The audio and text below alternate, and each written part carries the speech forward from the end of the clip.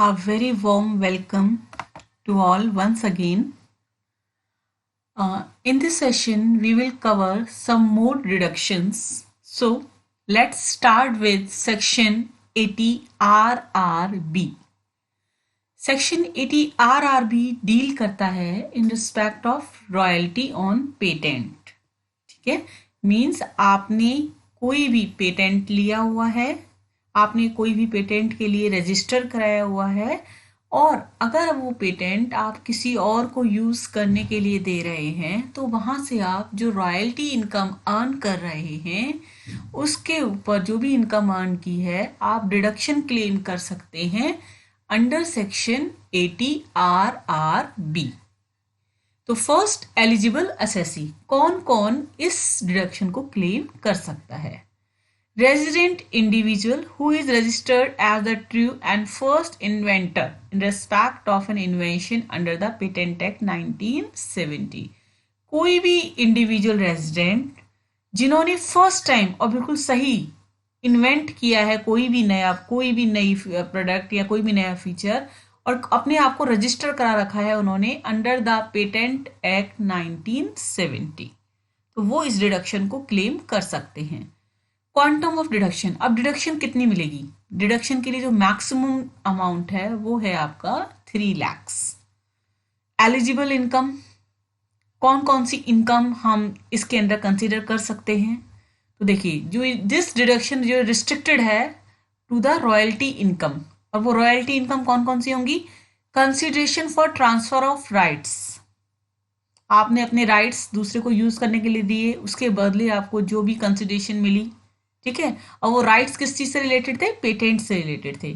या providing information for working और use of a patent, या फिर आपने पेटेंट तो करा लिया लेकिन सामने वाले को उसे यूज करना नहीं आता तो आपने उसे यूज करना सिखाया, उसके बदले आपको जो भी fees milli.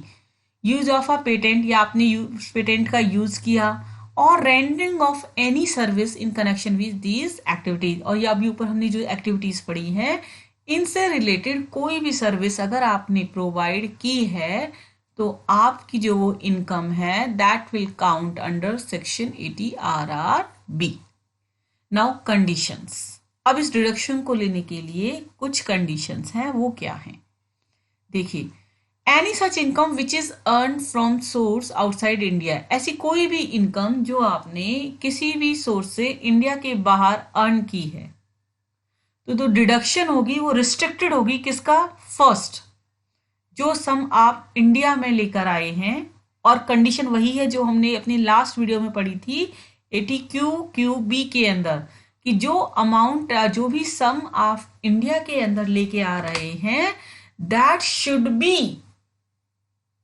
Convertible in foreign exchange within a period of 6 months or extended period as it is allowed by the RBI.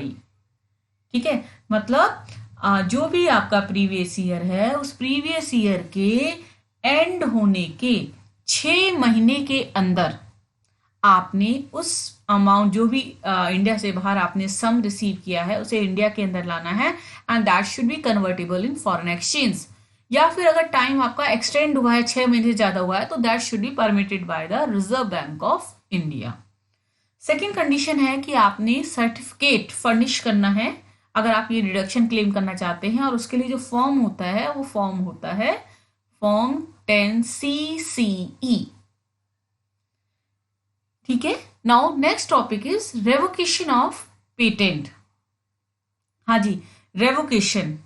अब रेवोकेशन आप कब कर सकते हैं? देखिए, deduction allowed during the period shall be deemed to be have been wrongly allowed recomputing the total income of the assessee for the relevant previous year. मतलब आपने जब जो पेटेंट सामने वाले को दिया हुआ था यूज करने के लिए आपने उनसे वापस ले लिया, ठीक है, उसके जो आपका कॉन्ट्रैक्ट हुआ था आपने उसे कैंसिल कर दिया, तो इस केस में जो आपको डिडक्शन मिली थी पीरियड के दौरान, ठीक है, तो उसे हम क्या मानेंगे कि वो आपने रॉन्गली अलाउड, वो गलत आपको अलाउ कर दी गई है, और फिर से आपकी टोटल इनकम उस रेलेवेंट प्रीवियस ईयर की दोबारा से कैलकुलेट की जाएगी. नाउ रॉयल्टी, अब रॉयल्टी का इन्होंने मीनिंग बता दिया है, in respect of a patent means consideration for the transfer of all और any right, the imparting of any information concerning the working of or the use of a patent, the use of any patent। ये हम discuss कर चुके हैं कि आपकी royalty के अंदर कौन कौन सी इनकम आती हैं, उन्हीं को एक बार फिर से डिफाइन कर दिया है। Now the next section is section 80 TTA। Section 80 TTA के अंदर जो आप डिडक्शन क्लेम करते हैं वो डिडक्शन आपको मिलती है interest on deposit in saving account. एक चीज जो इंपॉर्टेंट है यहाँ पे कि आपको इंटरेस्ट जो मिला है ना, वो आपकी जो डिपॉजिट है वो सेविंग अकाउंट में होनी चाहिए। अगर आपने कोई भी एफडी कराई हुई है, आरडी कराई हुई है और उसके ऊपर अगर आपको कोई भी इंटरेस्ट मिलता है तो उसकी डिडक्शन आप सेक्शन 80 TTA के अंदर क्लेम नहीं कर सकते।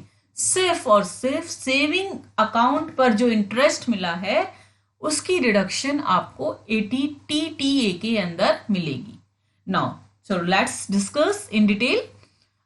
एलिजिबल असेसी, किसे ये डिडक्शन मिलेगी? देखिए, कोई भी इंडिविजुअल है और HUF है, बट वो सीनियर सिटीजन नहीं होने चाहिए। मतलब कोई भी इंडिविजुअल और HUF जिनकी age less than 60 years old है, अगर उन्हें सेविंग बैंक में इंटरेस्ट मिलता है तो वो सेक्शन 80 TTA के अंदर डिडक्शन क्लेम कर सकते हैं। अब एलिजिबल डिडक्शन क्या है, मतलब कब मिलेगी, का आपने इंटरेस्ट कहाँ कहाँ से वो अर्न आप कर रहे हैं। देखिए, आपको इंटरेस्ट अर्न कर रहे हैं सेविंग अकाउंट से, और वो सेविंग अकाउंट कहाँ कहाँ आप ओपन करा सकते हैं, किसी भी बैंकिंग कंपनी के पास आप ओपन करा सकते हैं, चाहे वो बैंक है, नेशनल बैंक्स हैं आपके, ठीक है, या कोई भी इंस्टीट्यूशन जो बैंकिंग रेगुलेशन एक्ट 1949 के अंदर रजिस्टर्ड है, आपने वहां पर कोई भी डिपॉजिट किया है और वहां से जो इंटरेस्ट मिलता है तो इंटरेस्ट की डिडक्शन आप यहाँ ले सकते हैं। सेकंड, अगर वो डिपॉजिट आपने जो सेविंग बैंक अकाउंट है वो आपका है किसी कोऑपरेटिव सोसाइटी के पास आपने ओपन करा रखा है, जिनका मेन बिजनेस है वो है बैंकिंग, ठीक है, अब वो including cooperative land mortgage bank और कोऑपरेटिव लैंड डेवलपमेंट बैंक, दोनों ही जो बैंक हमने कैटेगरीज लिखी हैं दोनों ही इसके अंदर कवर होंगी। और थर्ड है वो सेविंग बैंक अकाउंट आपका ओपन है पोस्ट ऑफिस के अंदर, ठीक है। इन तीनों कैटेगरीज में आपने कहीं भी सेविंग बैंक ओपन किया हुआ है और जो इंटरेस्ट अर्न कर रहे हैं उसकी डिडक्शन आप यहाँ क्लेम करेंगे। नाउ अब डिडक्शन कितनी मिलेगी? डिडक्शन है मैक्सिमम ऑफ 10,000, मैक्सिमम आप 10,000 की डिडक्शन क्लेम कर सकते हैं। यहाँ पर एक चीज आप लोगों ने नोट करनी है कि जो भी आपको सेविंग बैंक से इंटरेस्ट मिलता है, पहले हम उसे अपनी ग्रॉस टोटल इनकम के अंदर ऐड करते हैं। जब हम ग्रॉस टोटल इनकम निकालते हैं तो उसके लिए सारे हेड्स की इनकम ऐड करते हैं। तो जो इंटरेस्ट आपने सेविंग बैंक पे लिया है वो आपका इनकम फ्रॉम अदर सोर्स में आता है, तो उसे आप वहां ग्रॉस टोटल इनकम निकालते वक्त ऐड करेंगे। उसके बाद आप डिडक्शंस में 80TTA के अंदर मैक्सिमम 10,000 की डिडक्शन ले सकते हैं। सपोज कीजिए आपका इंटरेस्ट है 8,000, तो आपको आपने जो ऐड किया ऊपर 8,000 ऐड किया है तो आपको जो डिडक्शन मिलेगी वो भी 8,000 की मिलेगी।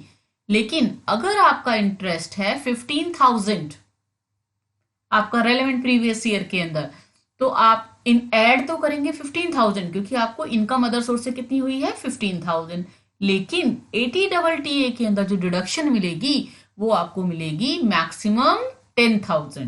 तो यहाँ आप 10,000 की डिडक्शन क्लेम करेंगे तो 5,000 आपका टैक्सेबल हो जाएगा। नाउ अब कुछ अदर प्रोविजंस हैं इसके, ये क्या है? अगर आपने ये जो इंटरेस्ट अर्न किया है किसी भी डिपॉजिट पर और किस बिहाफ पर लिया है, एज अ फर्म या as a AOP means association of person, या BOI means body of individual, तो आपको ये जो डिडक्शन हमने बात की है ये डिडक्शन आप क्लेम नहीं कर सकते। इसका मतलब क्या हुआ, हमने ऊपर पढ़ा था ना कि सिर्फ इंडिविजुअल और HUF को मिलेगी, तो चाहे आप फर्म है, AOP है, BOI है, आपको ये डिडक्शन नहीं मिलेगी। तो मेन चीज जो आपने यहाँ पे याद करनी है कि सेक्शन 80TTA के अंदर जो डिडक्शन मिलती है उसमें जो असेसी की एज है वो होती है लेस देन 60 ईयर्स ओल्ड और मैक्सिमम डिडक्शन मिलती है 10,000 की। Now the next section, interest on deposits in case of senior citizens, section 80 TTB। अभी हमने TTA पढ़ा था ऊपर, अब हम पढ़ रहे हैं TTB। तो नाउ हमने एक कंडीशन ऊपर थी कि वहां पर आपकी जो एज है वो लेस देन 60 ईयर्स होनी चाहिए, लेकिन अब जिनकी एज 60 ईयर या उससे ज्यादा है वो कहाँ डिडक्शन क्लेम करेंगे इंटरेस्ट पर? वो क्लेम करेंगे सेक्शन 80 TTB के अंदर। तो यहाँ पर जो एलिजिबल असेसी है वो कौन है? सिर्फ और सिर्फ हमारे senior citizen. Eligible reduction same है, आपने इंटरेस्ट अर्न किया है, डिपॉजिट्स के ऊपर अर्न किया है, और डिपॉजिट किस फॉर्म में है? सेविंग अकाउंट बैंक के फॉर्म में है। और वो डिपॉजिट आपने कहाँ कहाँ ओपन कराए होंगे, कहाँ कहाँ आप उन्हें ओपन करा सकते हैं? लाइक किसी भी बैंकिंग कंपनी के पास, बैंकिंग इंस्टीट्यूशन के पास जो अप्रूव्ड है बैंकिंग रेगुलेशन एक्ट 1949 के अंदर, या फिर किसी कोऑपरेटिव सोसाइटी जिसका बिजनेस है, बैंकिंग बिजनेस है, या फिर post office. Now maximum deduction, यहां पर आप जो मैक्सिमम डिडक्शन है वो आप क्लेम कर सकते हैं 50,000 की।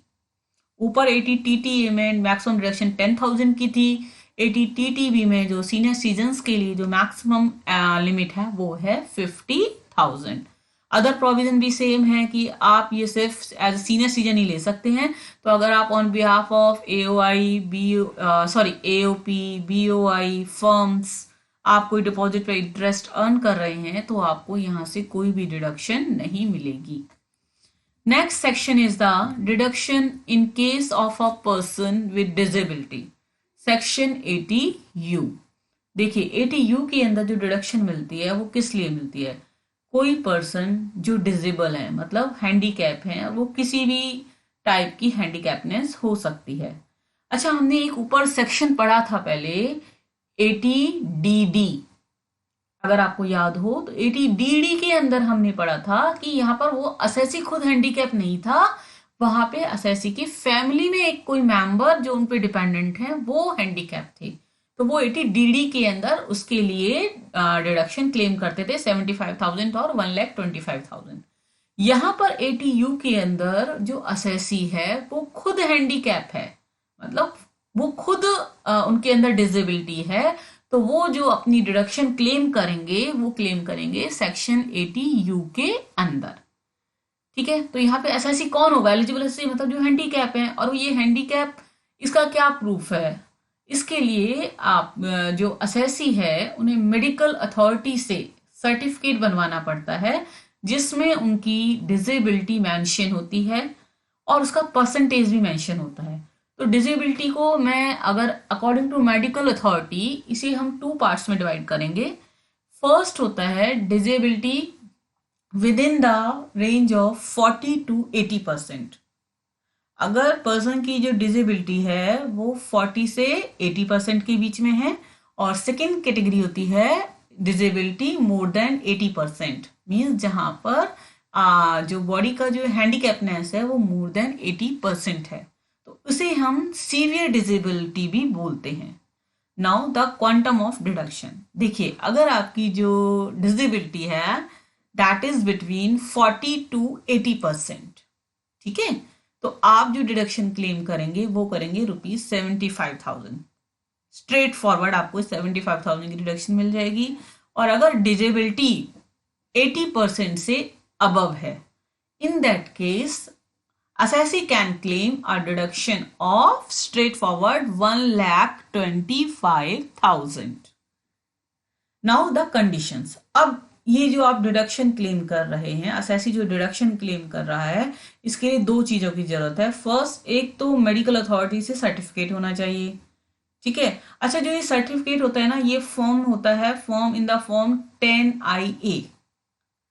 जो आपका मेडिकल अथॉरिटी है वो आपको फॉर्म 10I देंगे जहां पर आपका उसमें हैंडीकैपनेस नेचर और उसका परसेंटेज उसके अंदर मेंशन होगा।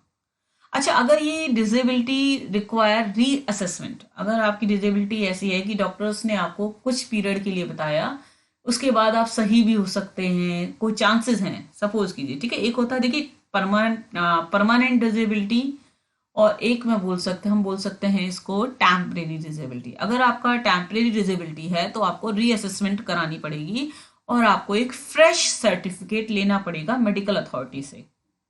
कब लेना होगा, उसमें जितना भी पीरियड मेंशन होगा उस पीरियड के बाद आपने, ओरिजिनल सर्टिफिकेट में आपकी डेट मेंशन होगी, उस डेट के बाद आपने एक फ्रेश सर्टिफिकेट इशू कराना है। और अगर आपकी परमानेंट है तो उस केस में रीअसेसमेंट की कोई भी रिक्वायरमेंट नहीं होती। ठीक है, this is whole about the 80 section 80U. In our next video we will cover the deductions for the corporate. I hope it makes sense for all of you. Thank you very much.